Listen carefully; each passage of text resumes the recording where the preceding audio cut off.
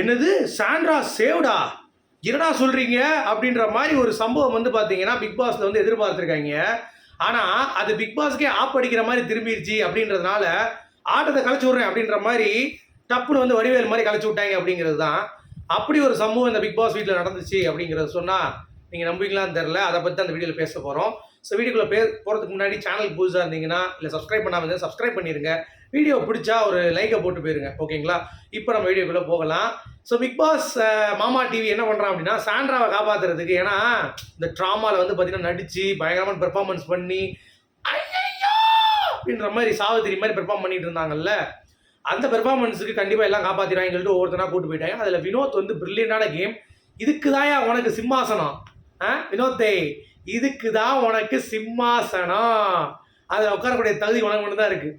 ஸ்ட்ரைட்டாக போனான், சாண்ட்ராவை சேவ் பண்ணவே இல்லையே, ஏன்னா தெரியும் ஃபேக்காக நடிச்சு கொடுத்துறான் அப்படின்ட்டு.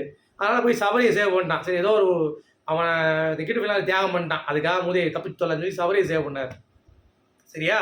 அடுத்து ஐயோ மிஸ் பண்ணிட்டான வினோத்னு சொல்லிட்டு அதுக்கு ஒரு புது ப்ராசஸ் மாதிரி வச்சுருந்தார் பிக் பாஸ். மிளகா தின்னுட்டு நீங்கள் வந்து தண்ணி குடிச்சிக்கணும் அப்படின்ட்டு. வினோத் ஒரு மேஜிக்கும் பண்ணல, அழகாக சாப்பிட்டு போயிட்டார். அடுத்து வந்தவங்க எல்லாம் ஒரு ட்ராமா பண்ணாங்க பாருங்க. டேய் இருக்க தான்டா செய்யும், இல்லைன்னு சொல்லடா, காரம் தான் இருக்கும். அதுக்காக உட்காந்துக்கிட்டு சபரி கூட கொஞ்சம் ஜென்யூனாக ஆடிட்டு போயிட்டான். சபரி வந்து சாண்ட்ராவை சொல்லிட்டு போயிட்டாப்புல, சாண்ட்ராவையும் நம்ம வினோத்தையும் வந்து சொல்லிட்டு போனார்னு நினைக்கிறேன்.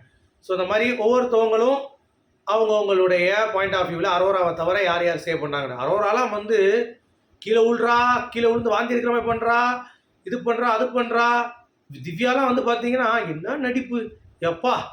அதாவது பிக் பாஸ் சொல்கிறாரு, எம்மா நீங்கள் நல்லா நடிக்கிறீங்க, அதனால் நீங்கள் வெளியே போகிறப்ப அப்படியே அந்த காரம் இருந்தாலும் நடிக்காமல் போய்க்கோங்க அப்படின்ற மாதிரி. அப்படி இருந்தும் வெளியே போய் என்னென்ன விஷயங்கள் பண்ணுறது அப்படிங்கிறது தெரில. திவ்யாவும் சபரியும் சாண்ட்ராவையும் சேவ் பண்ணுறாங்க. அப்புறம் நம்ம சாண்ட்ரா வந்து பார்த்தீங்கன்னா சபரியும் வினோத்தையும் சேவ் பண்ணுறாங்க. ஸோ இந்த மாதிரி ஒவ்வொருத்தவங்களும் Sabari Sandra, Arora Sabari Sandra, Vikram Sabari Sandra, இந்த மாதிரி எல்லாருமே வந்து சேவ் பண்ணிட்டாங்களா. பிக் பாஸ்க்கு வந்து அந்த வெயிட் பண்ணிட்டு இருக்காரு, அப்பாடா சாண்ட்ரா சேவ் பண்ணலாம் எல்லாம் சொல்லிட்டாங்க. வினோத் வந்து கவுத்திட்டார். ஐயோ சரி இப்போ சேவ் பண்ண முடியாதே, அப்போ எல்லாரும் சபரியை சொல்லியிருக்காங்க, சபரியை சேவ் பண்ணலாம்ல அப்படின்ற மாதிரி ஒரு விஷயம் இருக்கா. ஆனால் அந்த பிக் பாஸ் மூதேவி என்ன பண்ணான், சரி சபரி எதுக்கு அவனை நாமினேஷன் விடுவோம், ஏன்னா வெளியே வந்து சபரியை தூக்கிட்டா கூட இந்த வாரம் அடுத்த வாரம் சாண்ட்ரா டாப் 5 நம்ம ஏற்றிடுறோம், அழகு பார்த்துடலாம் அப்படின்ற மாதிரி முடிவு பண்ணி சாண்ட்ரா சேவ்னு எதிர்பார்த்த பிக் பாஸுக்கு ஆப் வச்சிட்டாங்களா. அதனால சபரியை என்ன பண்ணிட்டாங்கன்னா எல்லாரும் சபரி சொல்லியிருக்காங்க. வினோத் முதற்கொண்டு அரோராலேருந்து விக்ரம்லேருந்து சாண்ட்ராலேருந்து எல்லாருமே சபரி சேவ் பண்ண வேண்டியதானே. அப்புறம் என்ன எம்முகடா வந்து எல்லாத்தையும் கூப்பிட்டு வச்சு உட்கார வச்சு நாமினேஷன் ப்ராசஸ்ஸு, கண்டென்ட் நான் பண்ணுறேன் மிளகா தின்னு சொல்லிட்டு மக்களையும் முட்டாளாக்கி, அறிவில்லையா அவனுக்கு பிக் பாஸு?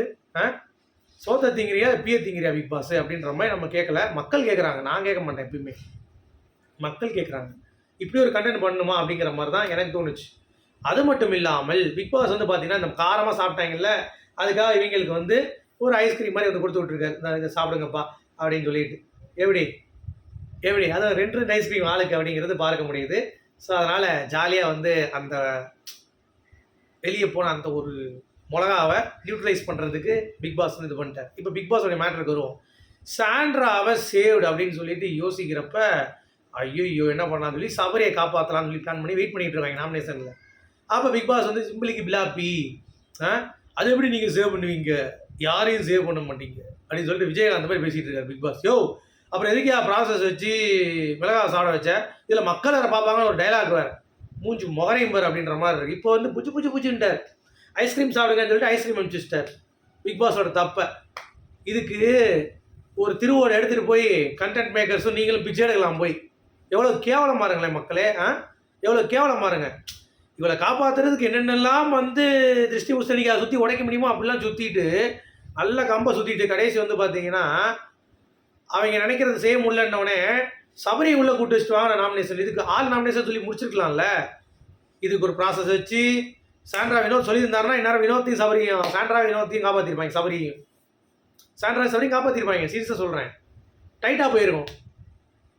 இப்போ பார்த்தீங்களா எல்லோரும் நாமினேட் ஆகிட்டாங்களா, போடு வேணும்டா அவங்களுக்குலாம் கொஞ்சம் முகரையும் பாரு அப்படின்ற மாதிரி தான் இருக்குது. உங்களுடைய கருத்துக்கள் சொல்ல மீண்டும் சந்திப்போம்.